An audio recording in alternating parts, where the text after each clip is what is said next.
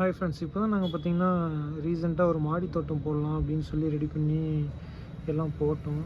எல்லாம் ஓகே, நல்லா வருது. ஆனால் திடீர்னு பார்த்திங்கன்னா ஒரு மாதிரி வாடின மாதிரி செத்த மாதிரி ஆகிடுது தான். இங்கே பார்த்திங்களா இந்த பூச்சிலாம் நிறைய இருக்குது. கத்திரிக்காய் பாருங்கள் எப்படி ஆயிடுச்சுன்ட்டு. இது எதனாலன்னு தெரில. இப்போ நாங்கள் புதுசாக தான் ஸ்டார்ட் பண்ணியிருக்கோம். அதனால் இது எதனால் எப்படி இதெல்லாம் சரி பண்ணுறதுன்னு யாராவது ஒரு ஐடியா இருந்து சொன்னிங்கன்னா எங்களுக்கு கொஞ்சம் ஹெல்ப்பாக இருக்கும். அதே போல் பார்த்திங்கன்னா இந்த சின்ன சின்ன பூச்சி வருது அப்படின்னு சொல்லிட்டு இந்த மாதிரி என் ஃப்ரெண்டு சொன்னான்னு சொல்லிட்டு வாங்கி வச்சுருக்கோம். இதுக்குள்ளே பார்த்திங்கன்னா இந்த ஹோல் வழியாக பூச்சி உள்ளே போயிட்டு வெளியே வராமல் அப்படியே உள்ளே இறந்துடும் அப்படின்ற மாதிரி சொல்லியிருக்காங்க. இந்த உள்ளே ஒரு மரம் மாதிரி இருக்குது பார்த்திங்களா, அதுலேருந்து ஃப்ரூட் ஜாம் மாதிரி இருக்குது. அது நல்லா ஸ்மெல் அடிக்குது, பூச்சிக்கு பிடிக்கும் போல். ஸோ ஒன்று வாங்கி ட்ரை பண்ணியிருக்கேன். இப்போ தான் பார்க்கலாம் அது ரிசல்ட் எப்படி இருக்குது என்னன்னு பார்த்துட்டு நான் உங்களுக்கு சொல்கிறேனே. அதே மாதிரி பார்த்திங்கன்னா இந்த கோவ செடியெல்லாம் இப்படி இப்படி செத்த மாதிரி ஆகிடுது. நல்லா தான் வந்துச்சு, திடீர்னு பார்த்திங்கன்னா இந்த இலையெல்லாம் வாடி போயிடுச்சு. அது யான்னு என்னன்னு ரீசனும் தெரில.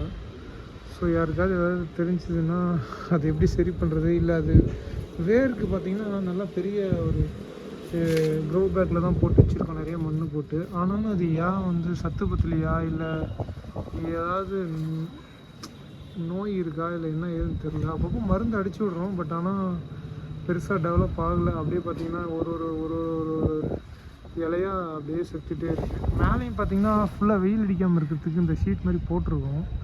ஆனாலும் அது என்ன விஷயம்னு தெரில. இதே மாதிரி பார்த்திங்கன்னா அத்தியும் நல்லா வந்தது, திடீர்னு பார்த்தா எல்லாம் ஒரு மாதிரி சோகமாக வாடி இருக்குது. அது என்னன்னு தெரில. ஒருவேளை க்ரோ பேக் பெருசாக வைக்கணுமா இல்லை எப்படின்னு தெரில. இதுக்கும் பார்த்திங்கன்னா நல்லா ஓரளவுக்கு நல்ல பெரிய க்ரோ பேக்காக தான் வச்சுருக்கோம். பட் ஆனால் இதுவும் இப்படி தான் இஷ்யூ ஆகுது, என்னன்னு தெரில. ப்ளீஸ் யாருக்காவது இது ஏன் இப்படி அப்படின்றது தெரிஞ்சதுன்னா எனக்கு அப்படியே கமெண்ட்ஸில் சொல்லுங்கள், நாங்கள் அதை கரெக்ட் பண்ணிக்கிறோம்.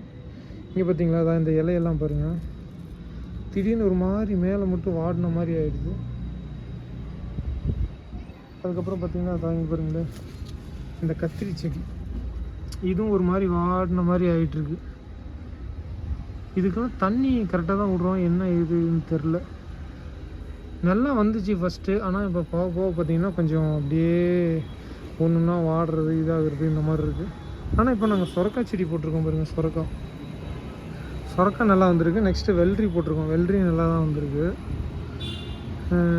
பாகக்காய், அதுக்கப்புறம் பார்த்திங்கன்னா அங்கேயும் வெள்ளரி தான். இதெல்லாம் போட்டிருக்கோம் ஓரளவுக்கு. இது எல்லாமே நல்லா தான் இருக்குது. இது பார்த்திங்கன்னா அவரை நல்லா கொடியெல்லாம் வளருது. அப்புறம் இங்கே பார்த்திங்கன்னா முள்ளங்கி இருக்குது. இது இந்த கிழங்கு சேப்பக்கிழங்கு கருணக்கிழங்கு இது ஒன்று முத்தில் இதுவும் போட்டிருக்கோம்.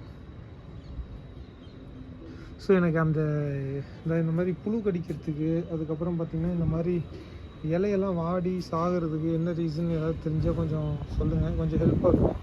இல்லை அதுக்கு ஏதாவது ரெமிடி மருந்துக்கு ஏதாவது இருந்தால் கூட சொல்லுங்கள், நாங்கள் அதை ட்ரை பண்ணி பார்க்குறோம். ஓகே மக்களே, நான் கேட்ட டவுட் யாருக்காவது ஏதாவது கிளாரிஃபை பண்ண முடிஞ்சால் கொஞ்சம் எனக்கு கமெண்ட்ஸில் பின் பண்ணுங்கள், நான் ஃபாலோ பண்ணுறேன். தேங்க்யூ.